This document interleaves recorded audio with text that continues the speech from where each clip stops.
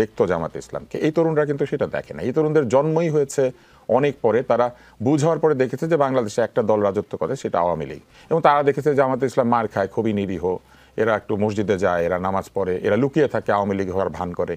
তো এরকম দেখেছে আওয়ামী লীগ সেজে তারা মাঝে মাঝে শেখ হাসিনার জন্য তালিও দেয়, তাই না, এগুলো দেখেছে। তো দেখে তারা ভেবেছে এত নিরীহ, এত ভালো, তো এদেরকে আমরা একটু ভোট দিলে কি হয়। এটা কিছু আসে যায় না, মানুষের মন কিন্তু বদলাতে থাকে। যে রিপাবলিকানরা দাসপ্রথা বাতিল করেছিল, সেই রিপাবলিকানরা পরে কিন্তু আবার তাদের যে রাজনৈতিক আচরণ সেখানে অনেক বেশি কনজারভেটিভ হয়ে গিয়েছে, এবং এইটা আসলে কোনো বিষয় না। কিন্তু যে জায়গাটাতে আপনারা বলছেন যে আওয়ামী লীগের ভোটাররা কই ভোট দেবে, আমি তিনটা ভবিষ্যৎবাণী করি। এক হচ্ছে, বিএনপি যদি এনসিপির সঙ্গে সন্ধি করে তাহলে আওয়ামী লীগের ভোটাররা মোটেও বিএনপিকে একটা ভোটও দিবে না। এর কারণ হচ্ছে, আওয়ামী লীগ এনসিপিকে মনে করে যে তাদের ক্ষমতা থেকে অপসারণের জন্য সবচেয়ে বেশি দায়ী হচ্ছে এনসিপি, কারণ তারা রাস্তায় আন্দোলন করেছে। ফলে বিএনপি যদি এনসিপিকে সিট দেয় তাহলে দেখা যাবে যে আওয়ামী লীগের ভোটাররা বিএনপির বাক্সে ভোট দিবে না, সেগুলো জামাতকে দিবে।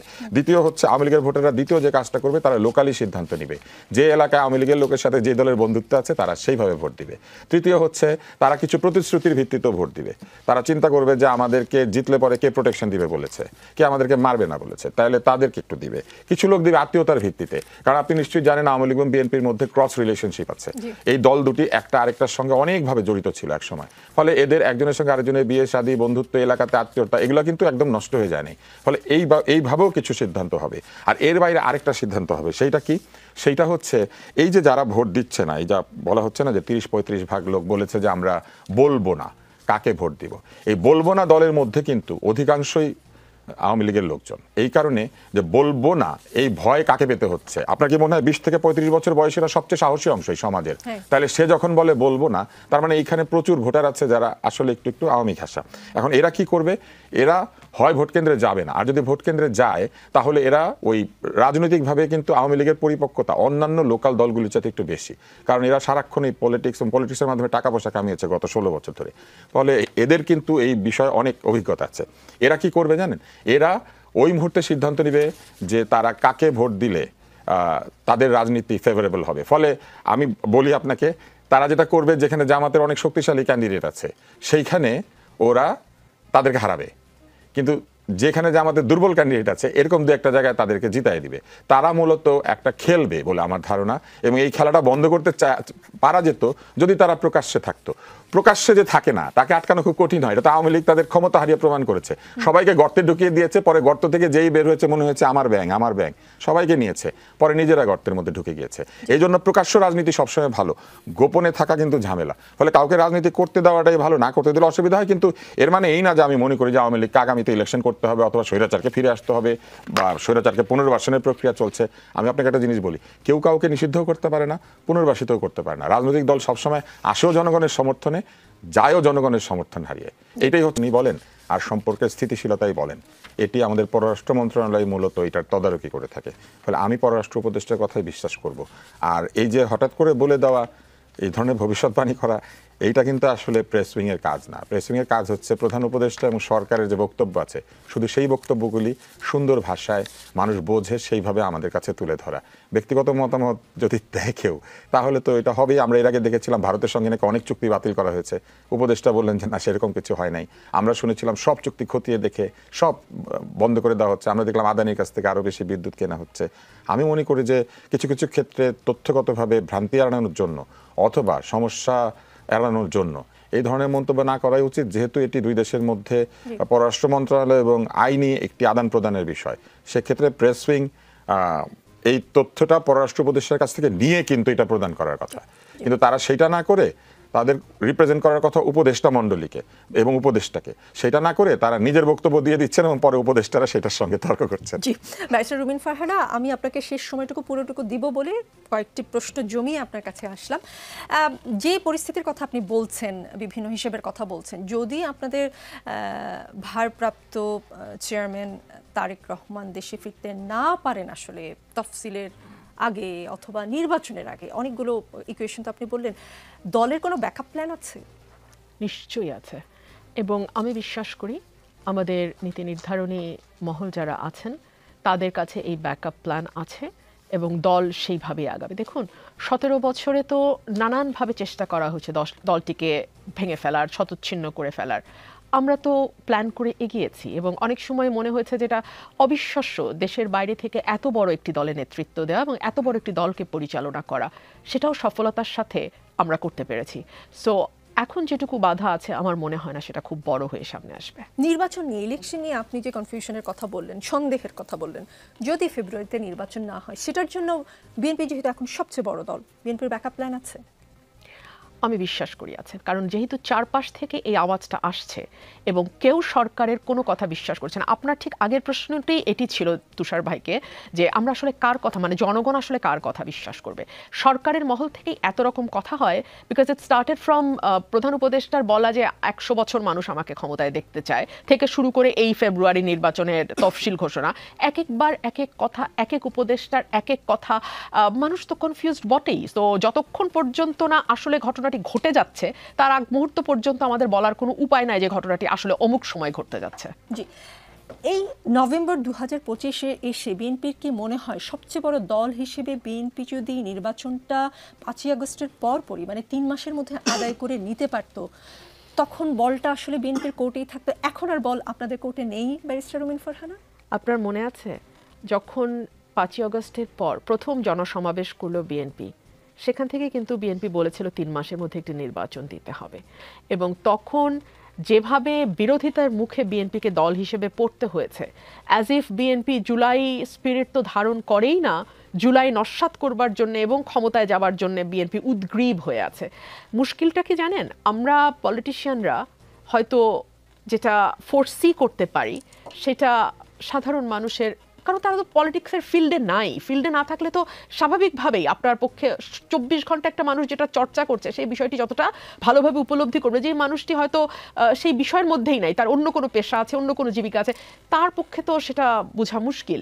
সো তখন কিন্তু বিএনপিকে ভীষণ রকম সমালোচনার মুখে পড়তে হয়েছিল। জি, বেগম খালেদা জিয়ার সাথে আপনার বেশ কিছু ইমোশনাল মোমেন্ট আছে, আপনি দু একবার বলেছেন, একটি দুটি যদি আমাদের দর্শকদের সাথে শেয়ার করতেন। যখন আমাকে সংসদে সংরক্ষিত মহিলা আসনে এমপি নির্বাচিত করা হয়, তারপরে আমরা 7 জন সংসদ সদস্য সুযোগ পাই ওনার সঙ্গে দেখা করবার। আমরা দুটো টিমে ভাগ হয়ে ওনার সঙ্গে দেখা করি। আমি যেদিন দেখা করতে যাই, দেশনেত্রী বেগম খালেদা জিয়া কিন্তু অত্যন্ত কম কথা বলেন, উনি মৃদুভাষী, স্বল্পবাক, এবং ওনার উচ্ছ্বাস বা কষ্ট উনি কখনো এক্সপ্রেস করেন না। সেদিন আমি বলেছিলাম যে ম্যাডাম, আপনার দল করে আমরা সবাই এখন বড় বড় গাড়িতে করে আপনাকে দেখতে আসি, আপনি আছেন পিজির এই ছোট্ট ঘর, এবং সেই ঘরটার মধ্যে ফাতেমা ছাড়াও গোয়েন্দা সংস্থার 2 জন বা 3 জন মহিলা সেখানে ছিলেন। সো আমাকেও কথা বলতে হচ্ছিল ওনার কানের কাছে মুখ নিয়ে, উনিও কথা বলছিলেন। উনি এমনিতেই খুব ধীরে এবং নিচু স্বরে কথা বলেন, উনি আরও নিচু স্বরে কথা বলছিলেন, ছোট্ট একটা ঘর। তো তখন ওনার চোখে পানি, এবং আমিও কাঁদছিলাম, উনিও কাঁদছিলেন। আমাদের সময় শেষ হয়ে আসছিল এবং বারবার আমাদেরকে তাড়া দেয়া হচ্ছিল। উনি আমাকে যাবার আগে একটা কথা বলেন যে তুমি এত ভালো লেখো, এটা তো জানতাম না। আমি অবাক হয়ে সেদিন বুঝলাম যে আমি যে কলাম লিখতাম রেগুলার, প্রথম আলো, যুগান্তর, মানব জমিনে, উনি পড়তেন, ওনার কাছে যুগান্তরটা যেত, সেজন্য উনি যুগান্তরে আমার কলাম দেখেছেন। উনি বলেছেন তুমি বলো, কিন্তু তুমি যে লেখো এত ভালো, এটা তো আমি জানতাম না। ওনার ওখান থেকে বেরিয়ে এসে আমি কেবিন নাম্বার 612 একটা আর্টিকেল লিখেছিলাম যুগান্তরে। আমি জানি না উনি এটা পড়েছেন কিনা, পড়ার সুযোগ হয়েছে কিনা। ওনার ঘরে কোনো টিভি দেয়া হয়নি, ওনাকে শুধু একটাই পত্রিকা দেয়া হতো, সম্ভবত যুগান্তর। এর বাইরে ওনার মানে বাইরের পৃথিবীর সঙ্গে কিংবা রাজনীতি কোন দিকে যাচ্ছে সেই সময়টা উনি কিছুই কোনো কিছুর মধ্যে উনি ছিলেন। এবং তখনই আমি লক্ষ্য করি, কারণ আলিয়া মাদ্রাসা এবং জেলখানার ভেতরে সলিটারি কনফাইনমেন্টে যখন ওনাকে পুরনো ঢাকার কারাগারে নেওয়া হলো, তখনও কিন্তু ওনার হাত এভাবে ফুলে যায়নি, বা ওনার